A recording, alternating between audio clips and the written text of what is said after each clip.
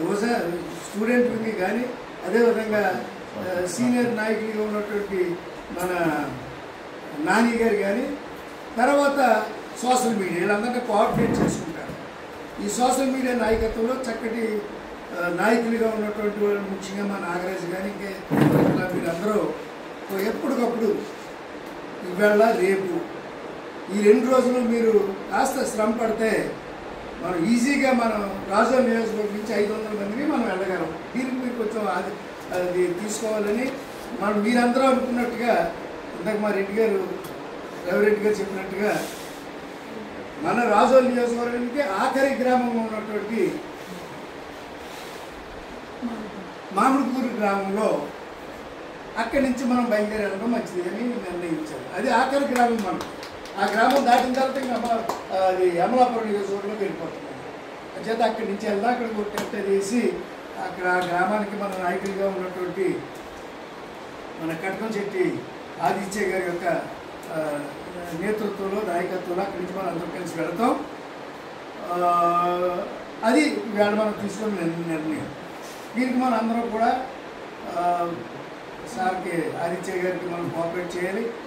వారు అందిస్తున్నటువంటి సేవలు మనం కూడా ఆ రోజు కూడా అయితే ముందే యువజన విభాగం తాటిపాకలో పెట్టారు కనుక తాటిపాకలో మన కార్యకర్తలు సినిమా ఉంది కనుక ఆ సినిమాలో కూర్చున్నాం. సుమారు అక్కడి నుంచి 300 మంది సుమారు మనం బయలుదేరి వెళ్ళాం.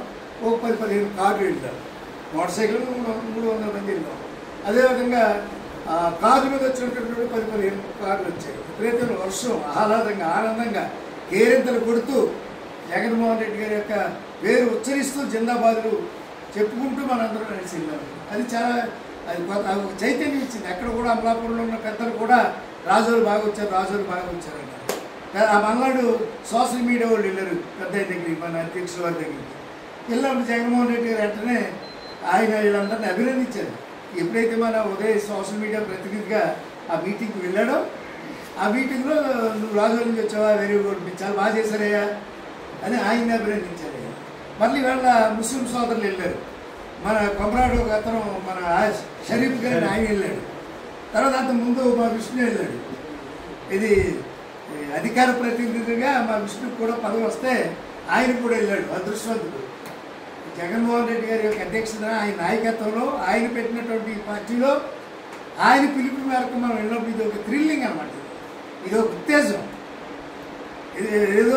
ఏదో దైవ దర్శనానికి వెళ్తే మనకి ఎంత ఆనందంగా ఉంటుందో అలాగే జగన్మోహన్ రెడ్డి గారు ఒక దైవం మనకి. ఆ దైవ దర్శనానికి వెళ్ళాం.